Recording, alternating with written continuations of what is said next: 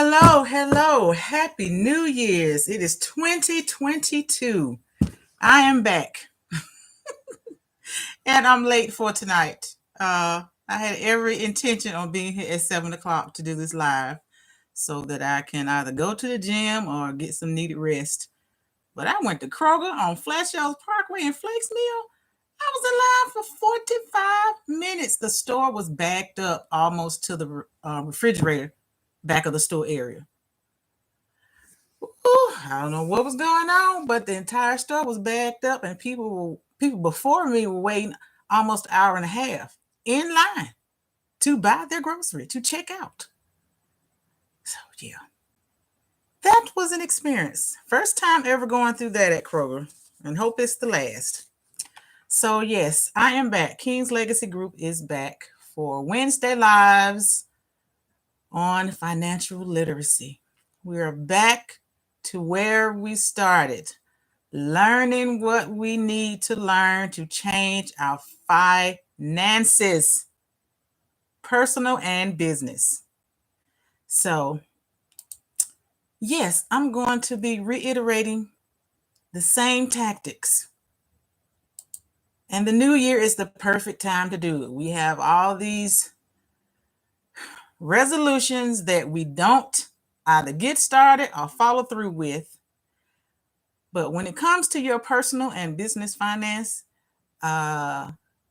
you either need to shut up or do something. You only have two choices if you want something different. You can't have a different outcome, the same results, doing the same thing, doing the same process you've been doing. It hasn't been working. So, how do you think the result is going to turn out any different? Think about that, people. It is us, me, you. We are the ones that have control of our financial security and wellness. No one else has control over that. No one else can make the changes, the needed changes to improve your situation. Only you, nobody else. The buck stops with you, me. That's it. So, since I'm starting late, this is going to be a quick one for the first one for the new year. Because I had some heels on. Didn't expect to stay in line that long. I went on a little mini introductory date. So I wasn't expecting to stand in line with heels on. Mama not feeling good right now. So after the video, I'm going to lay down for about an hour, go to the gym, and come back and pass out. But I got to get the gym in. But anyway, all right. Today's episode, New Year's resolutions. They don't work until you make them work. And you have to find real solutions to fix your past problems, to fix your past bad behaviors. All right? So, what are your New Year's resolutions? We know the normal: lose weight, stop drinking, stop smoking, exercise more. But we need to change the way we think with our New Year's resolutions, because I'm sure there are some mistakes that you made in 2021 that you don't want to repeat when it comes to your finances. The information does not change. Everything I have already gone over so far, it starts with the foundation of financial literacy. There is no way to get around that. There is no way to avoid teaching your children, preparing your children, and including your other immediate family members to change their way of living and thinking when it comes to personal finance. That's where financial legacy starts.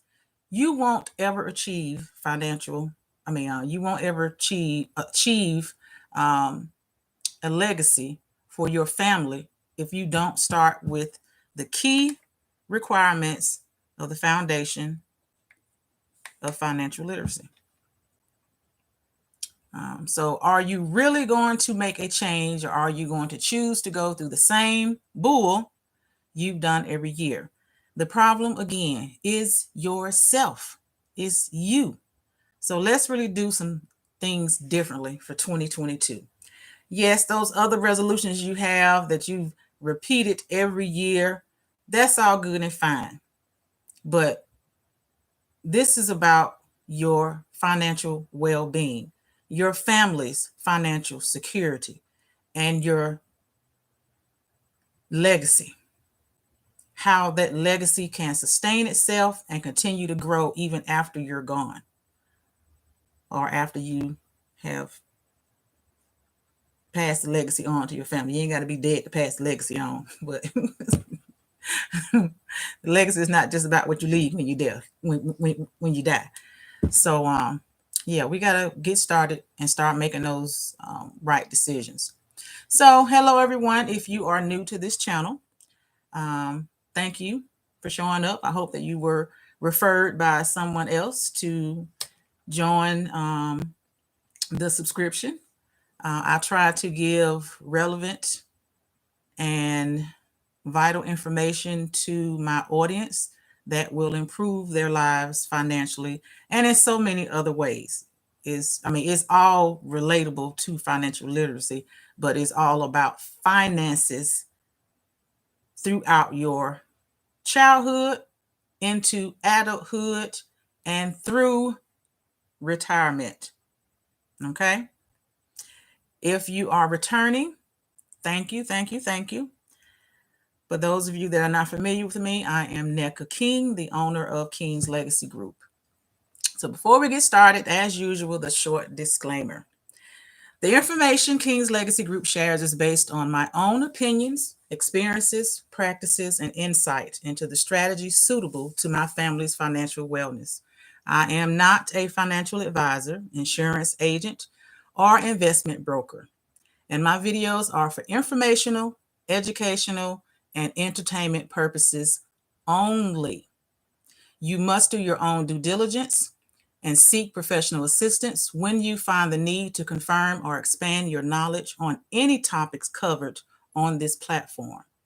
Always remember to make smart decisions that suit your own needs and do your own research and analysis. And I am live on YouTube, Facebook, and Instagram. I was hoping to go live on TikTok eventually, but I haven't put too much time into TikTok, and to be able to get to, I think it's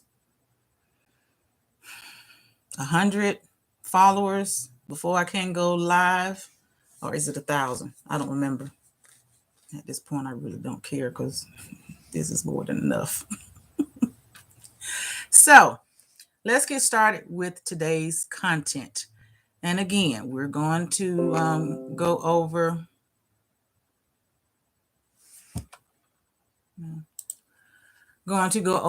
those New Year's resolutions that don't work because we don't put action to plan.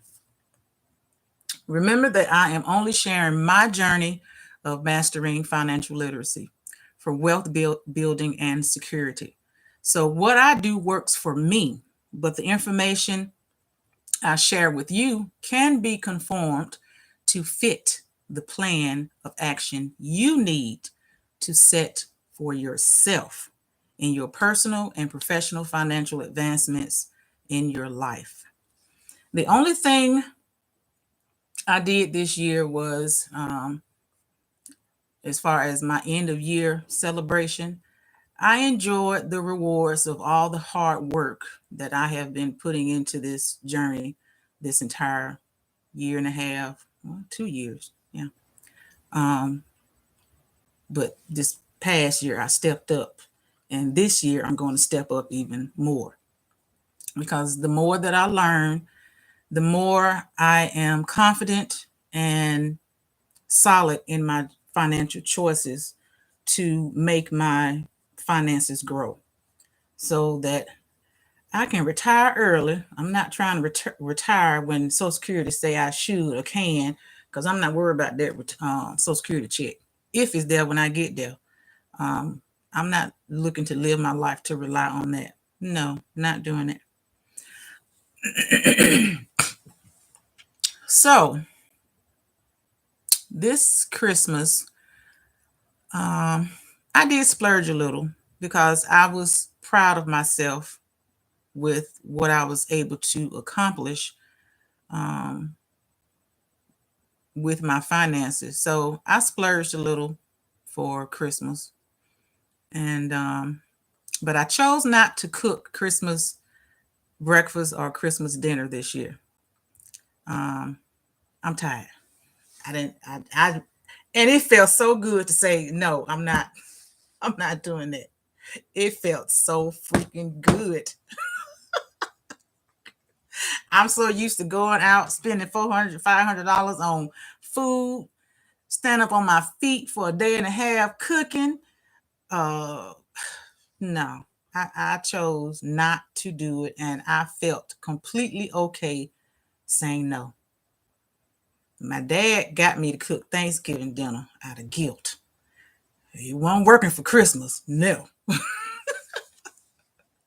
So I put that little extra money that I would normally spend on food and put it towards some extra gifts for people in my family. Usually I just focus on my daughter and my mother on Christmas and myself. But this year I was able to do a little more. So I took joy out of that. Now, although right before Christmas, a week before Christmas, y'all remember that emergency fund I told y'all about to start working on, because emergencies will break you if you're not prepared. So, what was thought to be an $800 job on some plumbing at my mom's house turned out to be $3,800 freaking dollars. Yes. So at that point, I'm like, I'm taking all these gifts back and put that money back in my account so it can go towards that bill. But that's just life. Now, did I pay for it all up front? I chose not to. I chose to accept the 12-month financing with zero financing. So I'll just pay that $4,000 off within 10 months. Because I didn't want to take all that money out at one time. Even though I could have, that's not what I wanted to do. So, yeah, so that was an emergency. And I'm glad that I was able to be in the position to help my mom with that. So I may have stressed and cursed inside, initially when the total was told to me. But it relieved itself a few minutes later. And I felt good that I was able to do it. So I'm glad I was in that position to do it. So again, it is important to set up those emergency funds that I told you about. I recently started my second job. If you remember on the last video, I told you that I changed the direction that I initially wanted to go. I initially was going to start buying additional vehicles in my business name and put drivers in excuse me, YouTube, you slid down on me. Put drivers in those.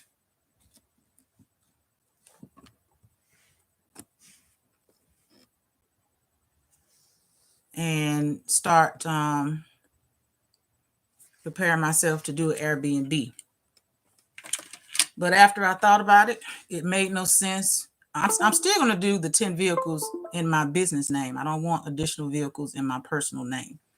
That was part of this waiting period for this past year to build up my business credit. So I'm still going to do that regardless, but I decided not to overexert myself with all those added responsibilities and financial responsibilities, and decided it just made more sense to just get a second job and use that paycheck solely to grow my investments, my stock and my stock investments and my savings. So I would be generating the same, if not more, just by doing that. So I'd rather put in the hours of a simple job that I don't have to work too hard at. I had no interest on being a supervisor or a manager again in that field. I just wanted to go to work, do that simple job, go home, and let that be it. I'm not looking to grow at someone else's company. Before, that's how I moved. Any job I've had, I've always moved up in. I'm not interested in making anybody else millions. I'm going to make myself my own.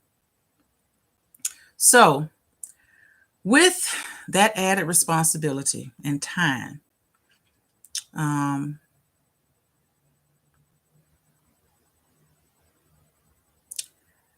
it would just make more sense for me to move in that direction and just put more into my investments.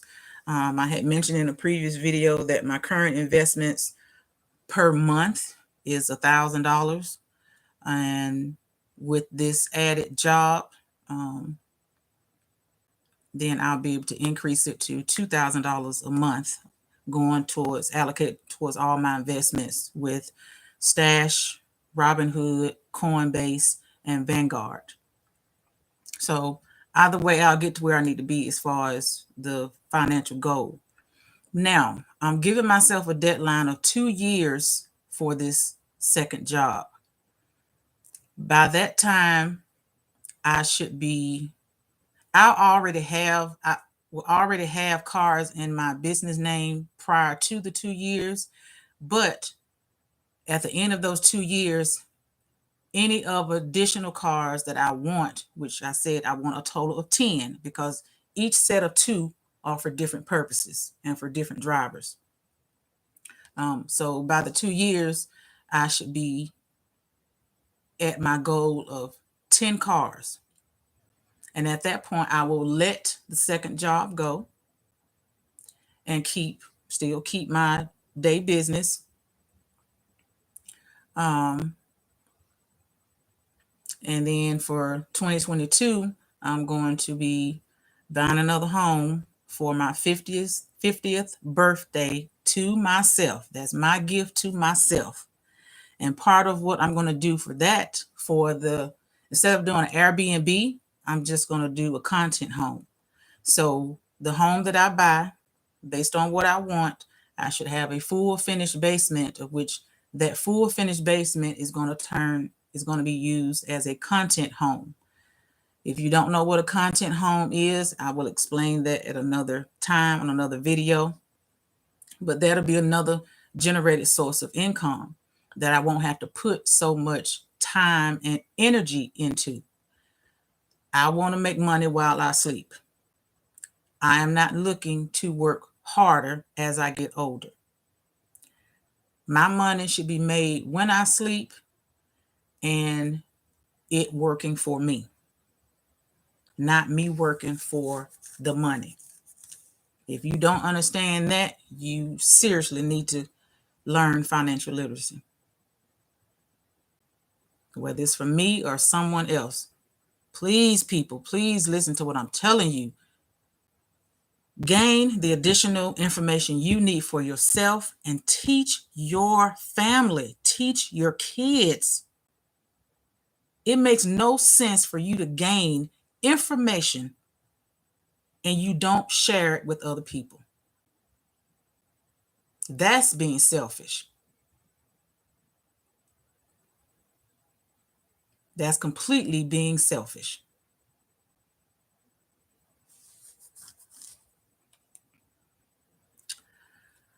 My financial objectives have not altered or fallen short. I still have the comfort of saying no to myself.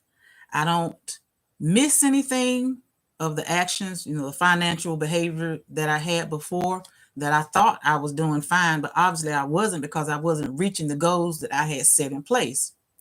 I'm not missing any of that, because remember I told you, although I have a strict budget, I stick to my budget, and I do that with confidence now, because I know the end result that I would like. So to get the end results that I want, that I need to keep moving forward, I got to stay disciplined.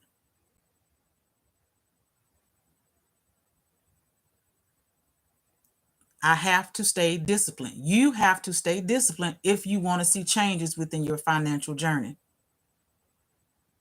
So even when I want past my budget, I say no to myself and go back the next month for my established budget.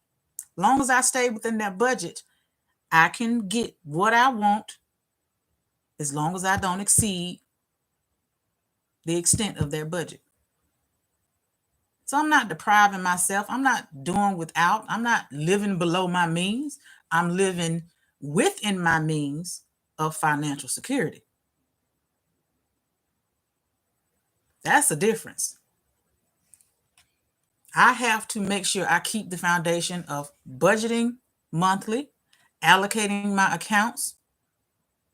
I save 60% of my income to those sources. 60% of my income goes towards my savings and my investments.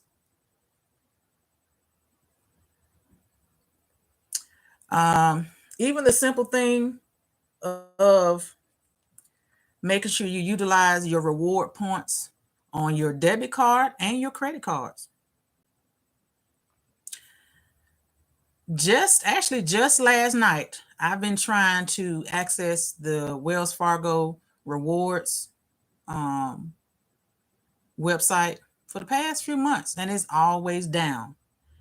And I finally called them and got someone on the phone.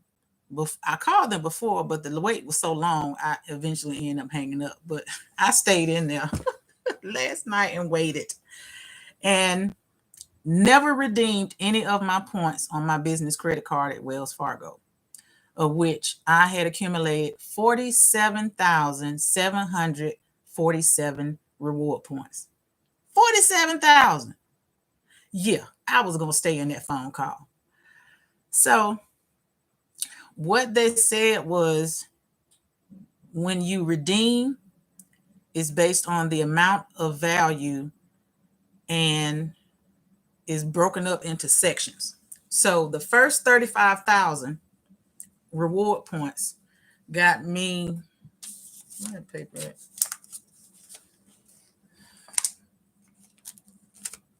Dang, where the paper at? Oh, here it is. Nope, that's not it. Anyway, I redeemed my reward points, and instead of taking those reward points to buy something else, I said, no, I would rather take the credit. I would rather take the credit of that value and place it on my balance. So of that 47,000, I was able to put $475 towards my balance that was credited to my account.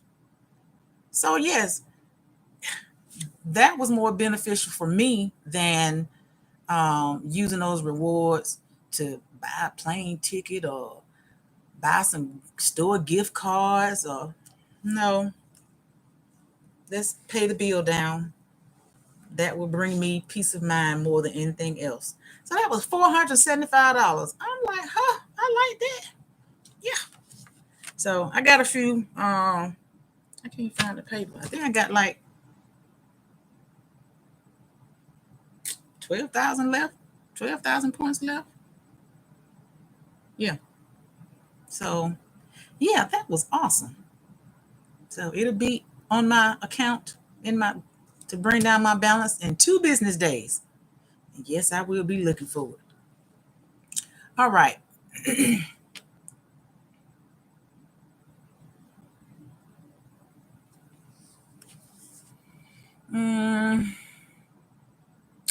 And I will be on track probably not next month, not February. In March, I will be able to buy those 2 additional whole life insurance policies that I told you about that has the PUA, the paid up edition policy. If you don't know about that, go back and look at the video.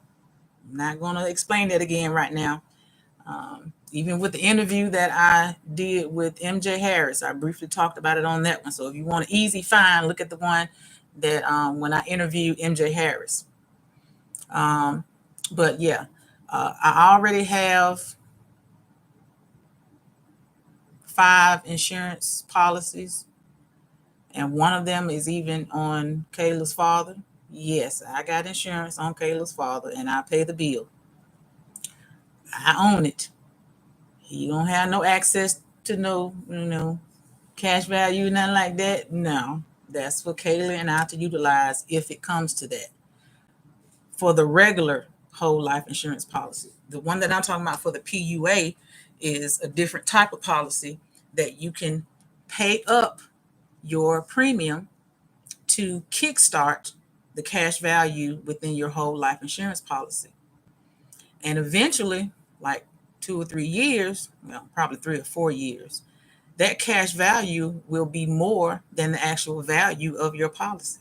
Like if you got $100,000 policy in 3 to 4 years, if you have a policy of a paid up edition, you will have more than 100,000 that you can borrow from your insurance company and use that as your family's banking system. You do not borrow against your policy. You borrow against the cash value in your policy. And that is a private transaction. I said I wasn't going to explain this. God dog it. That is a private transaction between you and the insurance company. No one else will know about it. It is not credit based. It is not on your credit. And you pay it back. Or, not that I suggest, I won't do this, but you do have the option of not paying it back. It will just come out of the settlement when you die, and it goes to your beneficiary or beneficiaries. They will take the loan out of the payout, and what is left is given to your family members that you have as beneficiaries in your policy. So they get their money back plus their little interest if you chose not to pay it or wasn't able to pay it back in full before passing. But I would pay it back so that I could reuse it again as our own family's banking system. I don't have to go to a traditional bank or credit union and beg to borrow money, because it's pretty much what you're doing, and you hoping you get what you want. Credit union interest rate is lower, but still, you don't have to do that. White folks have been doing this for generations. I'm not saying anything new. So I'm trying to share information that makes sense to us people that we can utilize. We can utilize it. You just got to freaking get yourself together and do it. Even if you could not get a whole life insurance policy on yourself because you got bad health, because you hadn't been taking care of yourself, and you cannot hide your medical history from a life insurance carrier. They will find out everything. You release that information to them. So even if you couldn't get a whole life insurance policy on yourself, you can take advantage still and make a plan, either a group plan in the family or do that type of policy on one of your children who are young and in good health. So you can still do it. And like I said, you can make it a family group thing, meaning, let's say, okay, it's me and I have four. It's kind of weird saying children when three of them grown men, but you know what I mean. So I have a total of four. One of them I know I can't get a policy on because he needs to work on his health. Or probably two of them. We'll see.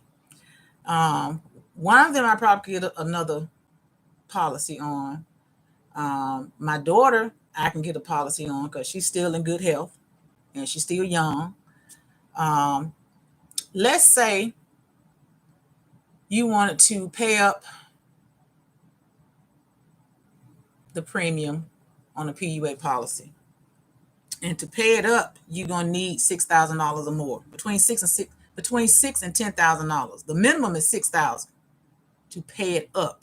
Once you pay it up, you can start getting along against your cash value.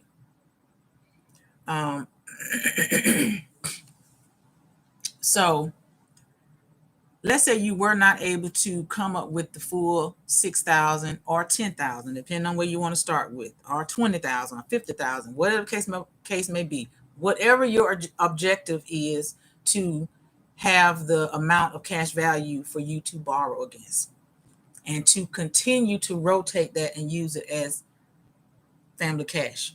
Okay. You have a family of four, whatever, five, it doesn't matter.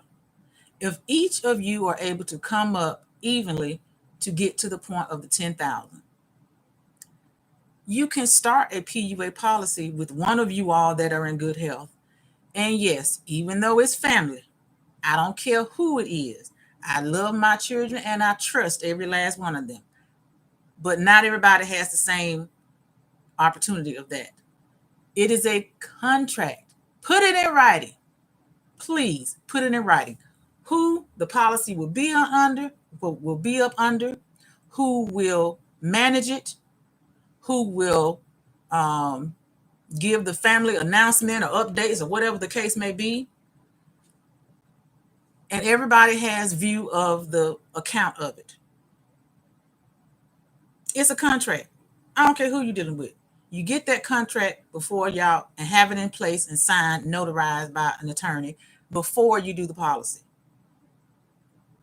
So if anything happens, it is what it is, people. It is what it is. But you can use that if you have a family you can trust. You all come together, do an even split of what's needed of the balance to get the policy started for the paid up edition. And you can quickly kickstart your cash value within that life insurance policy on that person. And then maybe once you get that first loan against your cash value, you can take some of that money and start another policy on somebody else within the family. And all of you get the opportunity to use it. But everything has to be in agreement and outlined within the contract of the family. Who gets to utilize it first, how many get to utilize it first, whatever the case may be. That's a discussion that's needed. And you have two people managing. But I'll go into further detail about that on another video because I'm going to break it down, the different ways you can work that out. Yes. Everything I'm saying is simple. It's just people don't want to put in the work to get it done. That's the problem. Let's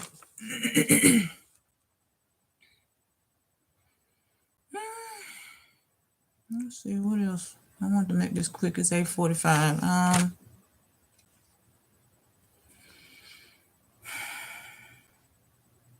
You have heard me say several times about paying myself first.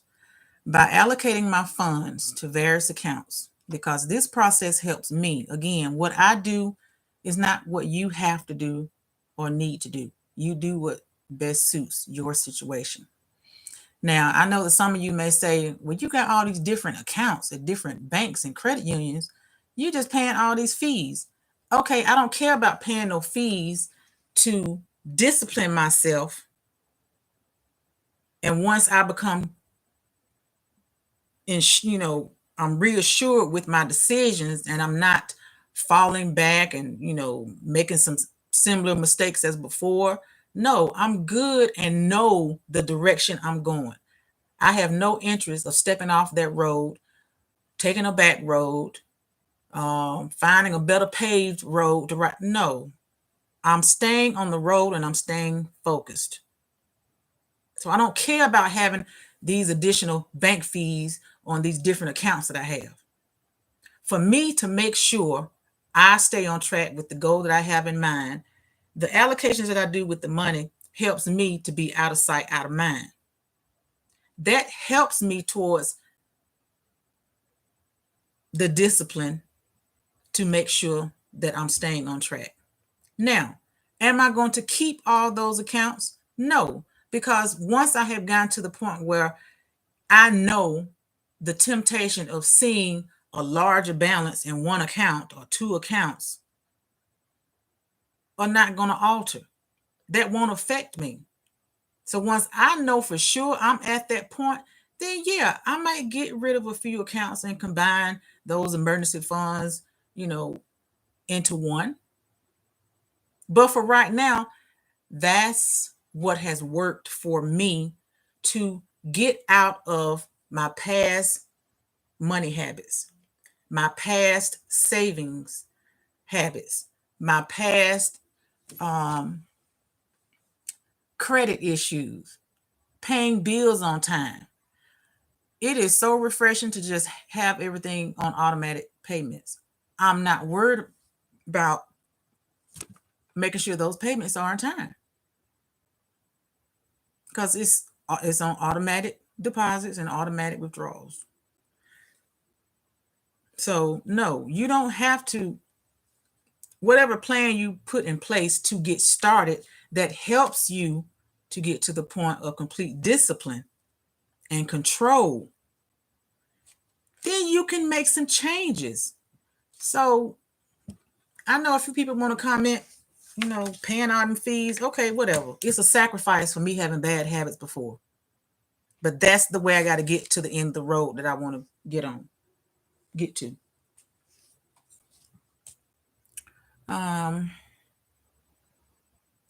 Dollar cost averaging deposits into my stock accounts and Roth IRA account investments is mandatory. It's not just stock investing. It's a form of savings that will give you extra return on investment through the compound interest and for the stocks that have dividends.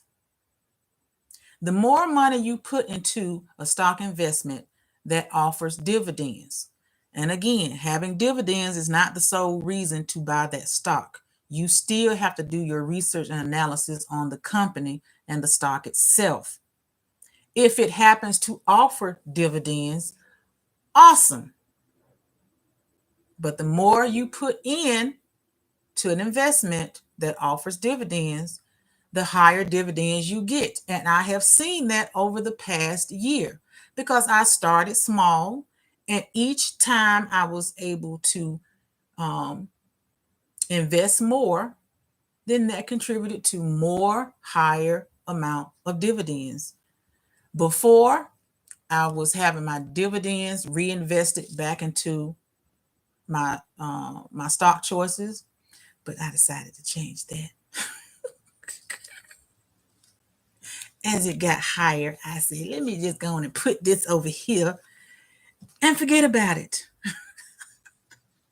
Because I didn't worry about putting much emphasis on that anymore because of my dollar cost averaging. Again, if you don't know, means you initially buy into an investment, okay?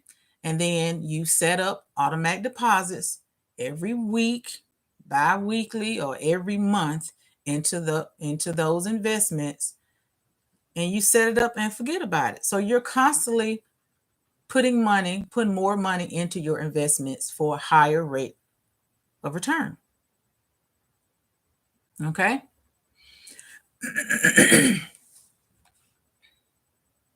So it's a additional form of savings account, but you reap the benefits through the profits from the compound interest.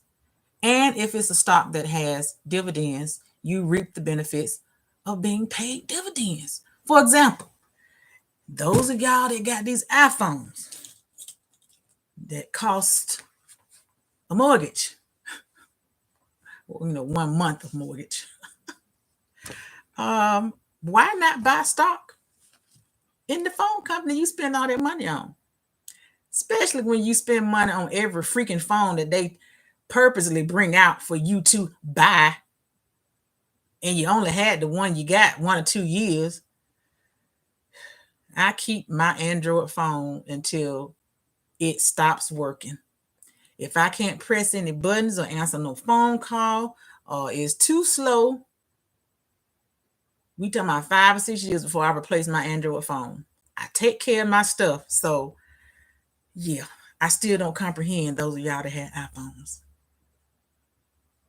That iPhone ain't doing nothing different than an Android, other than taking better pictures. I will admit that. It does take quality photos and videos. But yeah. My dad has an iPhone, paid too much money for it. And I'm like, you don't even know how to video chat on that iPhone. Okay. And remember, with your dollar cost averaging and your investments, this is about long-term investing. I don't teach short-term. And even though I have crypto and Bitcoin, initially I treated it as short-term because, took out the profits when it jumped. But it has now transitioned into the same as my regular stocks, and that's long-term investing. Okay? But you do you. And remember, I said you wait a day in a year, even with long-term investing, whether that be every year, every 5 years, every 10 years, every 15, 20, so on and so on. You know what I mean. You wait a year and a day to take out whatever amount of profits you made off of that, because you want to pay taxes on your profits, not your investment amount. Okay? The only thing I say is when you take out your profits, make sure that you put that somewhere that's going to grow as well. I don't care what you put it into, real estate, a higher investment, stock in the stock market, something you probably couldn't afford before. And because of those profits, you are now able to afford something that you couldn't afford before. Please use that money for something else that's going to bring you an additional return on investment. Don't just take those profits out and spend it on nothing that brings value, financial value to your life or to your pockets.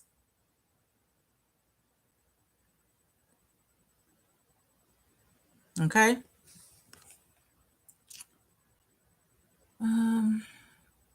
Now, let's get a little serious before we end this video. About getting started in investing at a later age, let's say 60 or over. If you have bad health and can't even get a whole life insurance policy, or you have a life insurance policy of a good Lord, my mind just went blank. The other life insurance policy, the Jesus Christ, my mind just went blank. Term life, yeah. Or you done spent 20, 30 years paying on a term life policy that you can't do a damn thing with. You can't do nothing with it. But like MJ Harris said, I can't tell nobody what they should and shouldn't do. I'm just telling you what I would never do. Can't do nothing with a term life insurance policy. That's for your beneficiary to reap the benefits of when you dead and gone. I want to utilize my hard work money while I'm alive. Yes, my children will get a legacy, but they're not getting 100%. I work for that. I'm going to enjoy it before I die. So just think about that. Whole life over term life. But again, unless you have a surplus of money or you're at an economic disadvantage in your life, you don't have the amount of finances, income coming in to really invest to reach a certain goal when you're over 60. That's why I keep repeating myself. We have to pass on the information. If this is your first time hearing this information and you want to make these changes, I'm not saying don't follow some of the processes that I shared, but if you want to get into long-term investing, you have limited yourself based off of those situations. And you're not probably going to have enough time to see a real return because of your later in life decision. So with that, the hopes is you have family that's going to be able to take care of you in your later years.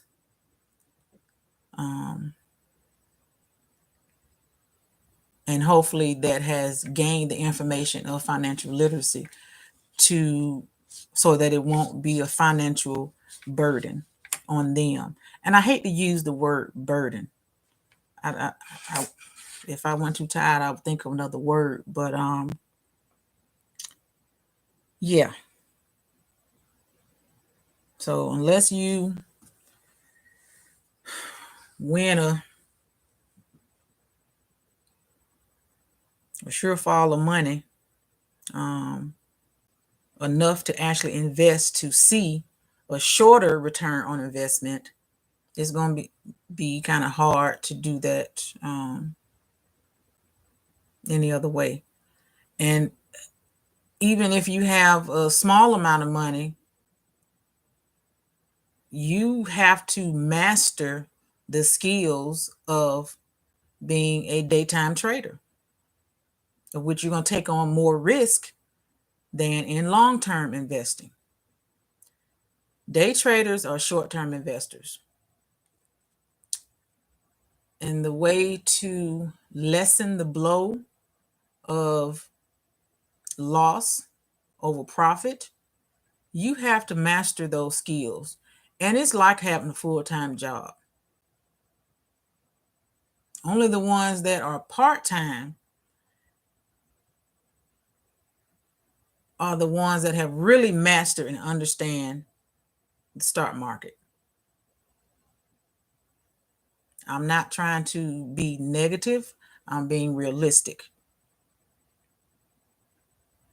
So, yeah, if you have made those life choices that hinder you from going this route, you need to make sure your living children or grandchildren learn it and see what they can do for you. So, unfortunately, I hated to give that message. But unless you got a surplus of money to put into the market to see a quicker return on investment and possibly more in dividends, I'm glad that I caught it at my age now. So at least I have 10 to 15 years, hopefully, if I don't, get hit by a bus or run over by a car or whatever the case may be, or shot during the New Year's with these fools shooting their guns up in the air. I'm glad that I caught it sooner than later, to give myself some opportunity to be able to better support myself and give my family a financial chance outside of what they're already going to be doing with their adult lives. So, yes, that's why I had to make the decision to aggressively do what I'm doing now. So, again, you must decide what measures you need to take and start with a plan and follow it. Figure out where you stand with your finances and take those necessary baby steps until you can take grown folk steps in a size 12. And I got big feet. I wear a size 12 in women, 10 in men. And no, I'm not ashamed. I'm proud of my big feet. They pretty though. I promise that once you master the foundation to support your financial moves in life, your sleep will be better. You will learn to embrace the decisions that you make from then on. Remember to teach the ones with you and behind you, because the generational curse that we as African Americans have succumbed to due to societal lies and just not full disclosure. We can no longer make excuses. We just can't. So I'm here to help you through the journey and to share my journey. But I just want you all to get started. So on next Wednesday, I'm not going to really tell you what I'm going to talk about because I haven't decided yet, because it's been kind of hectic these past 2 weeks starting this second job. I ain't going to lie. I am not no spring chicken no more. So it was hard getting off at 6:30 in the morning and trying to get to my day business. Oh, my Lord. Yes, my bed has won several times in the past 2 weeks when I get off early in the morning. I'm like, dang. So, yeah. But it'll be a good topic. I haven't decided on which one. I'm choosing between 3 right now. So you'll be surprised and find out at the same time I do. But yes, let's make some more realistic New Year resolutions. So don't follow the movement of others, but use those tools and resources to adapt to your own needed directives. Apply what fits for your financial goals and obey the process and the rules of financial literacy, and simply stick to the plan. It's just that common sense. No shortcuts, no quick gratification expected, no more making damn excuses over or justifications of why you not where you want to be at. Okay. Oh, I had to make the decision I haven't completely gotten rid of, but for right now, I got to put Saturday live on the back burner because I'm not going to be able to put that time into it, working 2 full-time jobs right now to meet the goals that I have set in place. So I'll let you know when I bring that back. It's probably going to be a few months to a year. I can't say right now. So Happy New Year's, everyone, and let's make these New Year resolutions count for something. So, closing statement. I hope that you found some value in the content shared today. So, until next time, please take care of yourselves and know that knowledge is the real power when you apply it. And remember that a road better planned is easier traveled. So, I'm going to see you all next time. And if you enjoyed the video and want to see more, please take a quick 3 seconds, click like, click share, and hit subscribe. Thank you. Y'all take care. Happy New Year.